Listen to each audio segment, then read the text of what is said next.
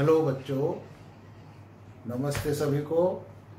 आज हम सामाजिक विज्ञान के अंतर्गत ज्योग्राफी का chapter minerals and power resources पढ़ेंगे। खनिज और शक्ति संसाधन। खनिज क्या होते हैं, खनिज हमारे जीवन में इनका क्या महत्व है। खनिज पोषक तत्व भी पाए जाते हैं और पृथ्वी के धरातल पर भी पाए जाते हैं। अब सबसे पहले खनिज क्या होता है, मिनरल्स क्या होता है। मिनरल्स जैसे कि एक कहानी आपके चैप्टर में दी गई है कि भाई मिनरल्स हमारे खाने में भी पाए जाते हैं, सब्जियों में भी पाए जाते हैं, लेकिन वे मिनरल्स ऐसे हैं जिन्हें अलग नहीं किया जा सकता और अलग करने पर उनका कोई महत्व नहीं रहता। जिस प्रकार आपने देखा हम बिस्कुट खाते हैं, अब बिस्कुट में बहुत सारी वस्तुएं मिली हुई होती हैं, बहुत सारे मिनरल्स मिले हुए होते हैं, खनिज मिले हुए होते हैं। ये खनिज यदि हम इन्हें बिस्कुट से अलग करना चाहें तो ऐसे नहीं कर सकते आराम से। इसी प्रकार ये खनिज पृथ्वी की चट्टान परपटी पर सभी रूप में फैले हुए हैं। प्राकृतिक रूप से अब खनिज क्या होता है कि प्राकृतिक नेचुरल रूप से प्राप्त होने वाला पदार्थ जिसका निश्चित रासायनिक संगठन होता है वह खनिज कहलाता है। खनिज सभी स्थानों पर समान रूप से भी वितरित नहीं है। अब उसी प्रकार पृथ्वी की जो हमारी चट्टान है, विभिन्न प्रकार की सेलें हैं। ये सेल, इनमें हमारे बहुत सारे खनिज इन्हीं में मिले हुए रहते हैं और ये पदार्थ पृथ्वी की और पृथ्वी में पाए जाते हैं। खनिज विभिन्न प्रकार के भूवैज्ञानिक परिवेश में अलग अलग दशाओं में निर्मित होते हैं। वे बिना किसी मानवीय हस्तक्षेप के प्राकृतिक प्रक्रियाओं के द्वारा निर्मित होते हैं। वे अपने भौतिक गुणों जैसे रंग, घनत्व, कठोरता और केमिकल यानी कि रासायनिक गुण तथा विलेयता के आधार पर पहचाने जा सकते हैं। अब ये दूसरी दी जाए टाइप्स ऑफ मिनरल्स, खनिजों के प्रकार। हमारे मिनरल्स प्राय दो ही प्रकार के होते हैं, जैसे मेटेलिक और नॉन मेटेलिक। मेटेलिक क्या होते हैं, जिनमें फेरस और नॉन फेरस यानी कि जिनमें लोहाश्म पाया जाता है, लोह खनिज और अलोह खनिज। अब लोह खनिज क्या होते हैं, अलोह खनिज क्या होते हैं। अब जिनमें लोहे की मात्रा होती है, जिन खनिजों में, उन्हें हम लोह या फेरस कहते हैं, और नॉन फेरस जिसमें लोहे की मात्रा नहीं होती उन्हें हम नॉन फेरस मिनरल्स कहते हैं। अब इसी तरह इनका क्लासिफिकेशन यानी कि हमने वर्गीकरण कर दिया। उसके बाद में आता है कि भाई खनिज जो होते हैं इसे धात्विक, इसे अधात्विक। धात्विक खनिज के अंतर्गत लोह, अलोह, ये इसका वर्गीकरण है। उसके बाद आता है खनिजों का निष्कर्षण। अब ये खनिज कैसे हम इनको प्राप्त करते हैं, कैसे निकालते हैं, क्या प्रक्रियाएं हैं, इन प्रक्रियाओं के बारे में। जैसे खनिजों का निष्कर्षण। अब ये तीन प्रकार के प्रक्रियाएं हैं जिनसे हम खनिज निकालते हैं। पहला है माइनिंग खनन। दूसरा है ड्रिलिंग, जिसको प्रवेदन कहते हैं हिंदी में। और तीसरा है क्वायरिंग, जिसे हम आखनन कहते हैं। अब माइनिंग के भी दो रूप हैं, एक ओपन कास्ट माइनिंग और दूसरा शाफ्ट माइनिंग। यानी कि ये जो है ये विवृत खनन कहते हैं और इसे हम कूप की खनन कहते हैं। अब इसका जो प्रक्रिया है वो प्रक्रिया किस प्रकार है कि जब हम पृथ्वी की सतह के अंदर दबी सेलों से खनिजों को बाहर निकालने की प्रक्रिया को ही हम खनन कहते हैं। अब खनिज जो कम गहराई में स्थित होते हैं, अर्थात वे पृष्ठीय स्तर को हटाकर निकाले जाते हैं, इसे विवृत यानी कि जो ऊपर ही हमें खनिज प्राप्त हो जाते हैं, उसे हम ओपन कास्ट माइनिंग कहते हैं। फिर दूसरा, इसे विवृत खनन कहते हैं। गहन वेधन, जिनके द्वारा हम कूपक यानी कि कुएं बनाते हैं और कुओं के द्वारा निकालते हैं, अधिक गहराई में इनके निक्षेप, खनिजों के निक्षेप पाए जाते हैं। जो खनिजों का निक्षेप होता है वह कच्चे रूप में प्राप्त होता है, जिसे हम रॉ मटेरियल या अयस्क कहते हैं। उसके बाद कूप की खनन यानी कि कुआं खोदकर जो हम खनन प्राप्त करते हैं उसे कूप की खनन कहते हैं। दूसरा, इसे ड्रिलिंग भी कहते हैं। जैसे कि हम पेट्रोलियम और प्राकृतिक गैस निकालते हैं, ये धरातल के बहुत नीचे पाए जाते हैं, तो उन्हें बाहर निकालने की जो गहन कूपों की खुदाई की जाती है, इसे हम ड्रिलिंग कहते हैं या प्रवेधन कहते हैं। इसके बाद में जो सतह के निकट स्थित खनिजों को जिस प्रक्रिया द्वारा आसानी से खोदकर निकाला जाता है उसे आखनन कहते हैं, यानी कि क्वायरिंग कहते हैं उसे, जो ऊपर ही हमें आसानी से प्राप्त हो जाते हैं। अब आया डिस्ट्रीब्यूशन ऑफ मिनरल्स, खनिजों का वितरण। अब खनिजों का वितरण किस प्रकार है? खनिज, क्योंकि कोई भी चीज पृथ्वी पर समान रूप से हर जगह या हर स्थान को पे प्राप्त नहीं होती, इसके लिए अलग अलग जैसी धरातलीय बनावट होती है। जैसे जैसे धरातल के प्रक्रमों से ये धरातल बनता है पृथ्वी का, उसी प्रकार वहां पर खनिज संपदा का भी वितरण अलग अलग क्षेत्रों में अलग अलग प्रकार के खनिजों का निक्षेपण हो जाता है। इसी तरह जैसे कि खनिज विभिन्न प्रकार की सेलों में पाए जाते हैं। कुछ खनिज जो होते हैं वो आग्नेय परत में पाए जाते हैं, कुछ खनिज कायांतरित यानी कि मेटामॉर्फिक में पाए जाते हैं, और कुछ सेडिमेंट्री यानी कि अवसादी चट्टान में पाए जाते हैं। अब इनके अंतर्गत जो जैसे कि धात्विक खनिज आग्नेय और कायांतरित सेल में पाए जाते हैं, जो मेटेलिक मिनरल्स होते हैं वे हमारे यानी कि मेटामॉर्फिक और इग्नियस इन दो चट्टानों में पाए जाते हैं, और जो नॉन मेटेलिक होते हैं वे खनिज हमारे अवसादी यानी कि सेडिमेंट्री रॉक्स में पाए जाते हैं। इसके बाद इसमें जैसे कि चूना पत्थर है, इसके अंतर्गत धातुएं पाई जाती है जो एक चमकीली होती हैं और उनका अपना रंग, अपना कलर और अपने गुणधर्म होते हैं, जिनसे उनकी पहचान भी हो जाती है। मेटेलिक जो मिनरल्स होते हैं वो मिनरल्स हमारे एक तरह से विद्युत सुचालक भी होते हैं, जो बिजली या विद्युत में प्रयोग होते हैं, जैसे तांबा है, लोहा है, ये सब विद्युत सुचालक होते हैं। और ये जो होते हैं इनका बहुत बड़ा क्षेत्र है, जैसे कि उत्तरी स्वीडन में लौह अयस्क पाए जाते हैं, और क्रोमाइट, प्लेटिनम आग्नेय और कायांतरित सेलों में पाए जाने वाले खनिजों के उदाहरण हैं।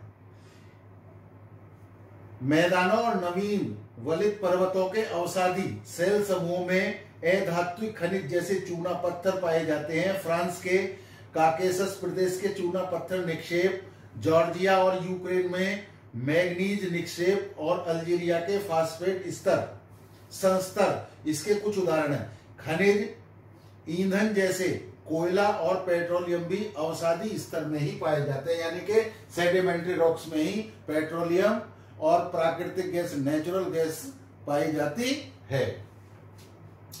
अब हम यदि इसका खनिजों का वितरण महाद्वीपों में कॉन्टिनेंटल वाइज देखें तो कौन सा खनिज कौन से कॉन्टिनेंट में हमें सबसे ज्यादा दिखाई देता है, उसका मैं एक बार आपको समझाने का प्रयास कर रहा हूं। जैसे कि आपका सबसे पहले एशिया, चीन और भारत के पास विशाल लौह अयस्क निक्षेप है।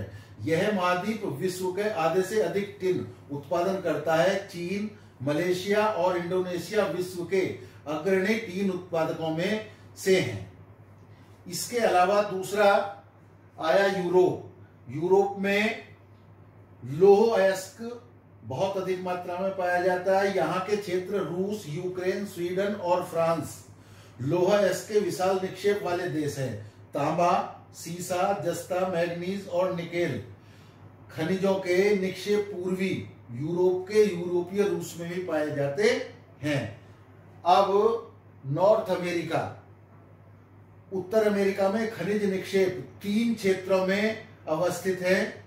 ग्रेट लेक के उत्तर में कनाडियन सील्ड प्रदेश, अपलेशियन प्रदेश और पश्चिम के पर्वत श्रृंखलाएं लौह अयस्क, निकेल, सोना, यूरेनियम और तांबा का खनन कनाडियन सील्ड प्रदेश में और कोयले का अपलेशियन प्रदेश में होता है। यहां पर पश्चिमी कार्डिलेरा में तांबा, सीसा, जस्ता, सोना और चांदी के विशाल निक्षेप हैं। अगला महाद्वीप आता है साउथ अमेरिका, यानी कि दक्षिणी अमेरिका। अब दक्षिणी अमेरिका में ब्राजील विश्व में उच्च कोटि के लौह अयस्क का सबसे बड़ा उत्पादक है। चिली और पेरू तांबे के अग्रणी उत्पादक हैं। ब्राजील और बोलिविया विश्व में टिन के सबसे बड़े उत्पादकों में से है। इसी तरह दक्षिणी अमेरिका के पास सोना, चांदी, जस्ता, क्रोमियम, मैग्नीज, बॉक्साइट, अभ्रक, प्लेटिनम, एस्बेस्टस और हीरा के विशाल निक्षेप भी पाए जाते हैं। अब साउथ अमेरिका के बाद में आया अफ्रीका। अफ्रीका खनिज संसाधनों में धनी है। यहाँ हीरा, सोना, प्लेटिनम का विश्व में सबसे बड़ा उत्पादक है। दक्षिणी अफ्रीका, जिम्बाब्वे और जायरे विश्व के सोने का एक बड़ा भाग उत्पादित करते हैं। तांबा, लौह अयस्क, क्रोमियम, यूरेनियम, कोबाल्ट और बॉक्साइट दक्षिणी अफ्रीका में पाए जाने वाले अन्य खनिज हैं। तेल नाइजीरिया में पाया जाता है। लीबिया और अंगोला में भी इसके विशाल भंडार मिले हैं। अब ऑस्ट्रेलिया अलग महाद्वीप है। यहाँ कौन कौन से खनिज पाए जाते हैं? जैसे ऑस्ट्रेलिया में खनिज जो पाए जाते हैं, यहाँ पर विश्व की सबसे ज्यादा बॉक्साइट का उत्पादक है।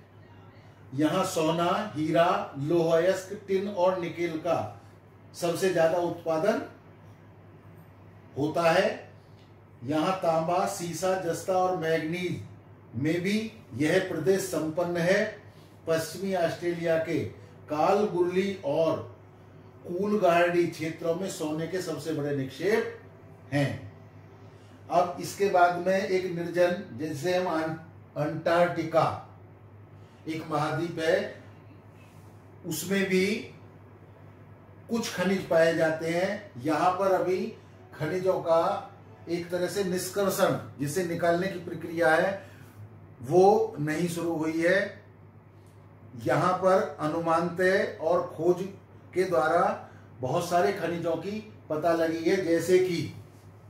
जैसे हम पूर्वानुमान से कुछ संभवतः विशाल के लिए अंटार्कटिका का भूविज्ञान पर्याप्त रूप से सुप्रसिद्ध है। ट्रांस अंटार्कटिक पर्वत में कोयले और पूर्वी अंटार्कटिका के प्रिंस चार्ल्स पर्वत के निकट लोहे के महत्वपूर्ण मात्रा में निक्षेप का पूर्वानुमान किया गया है। लौह अयस्क, सोना, चांदी और तेल भी वाणिज्यिक मात्रा में उपलब्ध है। केवल इसका अनुमान किया गया है। अभी यहाँ पर खुदाई या निष्कर्षण कार्य नहीं प्रारंभ हुआ है। अब इसके अलावा डिस्ट्रीब्यूशन इन इंडिया, भारत में इन खनिजों का कहां कौन से खनिज भारत के क्षेत्र में पाए जाते हैं, उनके लिए मैं आपको एक बार बता रहा हूं। जैसे लोहा है, लोहा भारत में उच्च कोटि का पाया जाता है और इसके निक्षेप झारखंड, उड़ीसा, छत्तीसगढ़, मध्य प्रदेश, गोवा, महाराष्ट्र और कर्नाटक में पाए जाते हैं। दूसरा खनिज आया, मिनरल्स आया बॉक्साइट। बॉक्साइट इसके क्षेत्र हैं झारखंड, उड़ीसा, छत्तीसगढ़, मध्य प्रदेश, गुजरात, महाराष्ट्र और तमिलनाडु। अभ्रक, माइका, अभ्रक निक्षेप मुक्त झारखंड, बिहार, आंध्र प्रदेश और राजस्थान में पाए जाते हैं। भारत विश्व में अभ्रक का सबसे बड़ा उत्पादक और निर्यातक देश है। तांबा, कॉपर, यह मुख्यतः राजस्थान, मध्य प्रदेश, झारखंड, कर्नाटक और आंध्र प्रदेश में पाया जाता है। मैग्नीज, भारत के मैग्नीज निक्षेप महाराष्ट्र, मध्य प्रदेश, छत्तीसगढ़, उड़ीसा, कर्नाटक और आंध्र प्रदेश में स्थित है। सोना, गोल्ड, भारत में प्राय एक ही जगह मन्नार की खाड़ी जो कर्नाटक में है, वहां पर सोने के निक्षेप पाए जाते हैं। मन्नार की खाड़ी जो कि कर्नाटक प्रदेश में है, वहां पर सोना पाया जाता है। नमक समुद्री झील और सैलों से प्राप्त किया जाता है। भारत नमक का सबसे अधिक निर्यात करता है। चूना पत्थर, भारत में चूना पत्थर उत्पादन करने वाले महत्वपूर्ण राज्य बिहार है, झारखंड है, उड़ीसा, मध्य प्रदेश, छत्तीसगढ़, राजस्थान, गुजरात और तमिलनाडु हैं। अब इसका डिस्ट्रीब्यूशन जो भारत में मिनरल्स का यानी कि जो खनिजों का वितरण है भारत में, वो भी मैंने बता दिया। कौन सा खनिज कहाँ पाया जाता है ये भी आपको समझा दिया। अब इसके बाद में आता है यूज ऑफ मिनरल्स, यानी कि हम खनिजों का उपयोग किस प्रकार करते हैं या किन कार्यों में करते हैं। खनिजों का उपयोग कई उद्योगों में होता है। रत्नों के लिए प्रयोग किए जाने वाले खनिज प्राय कठोर होते हैं। इन्हें आभूषण बनाने के लिए विभिन्न शैलियों में जड़ा जाता है। तांबा एक अन्य धातु है जिसका उपयोग सिक्के से लेकर पाइप तक प्रत्येक वस्तु में किया जाता है।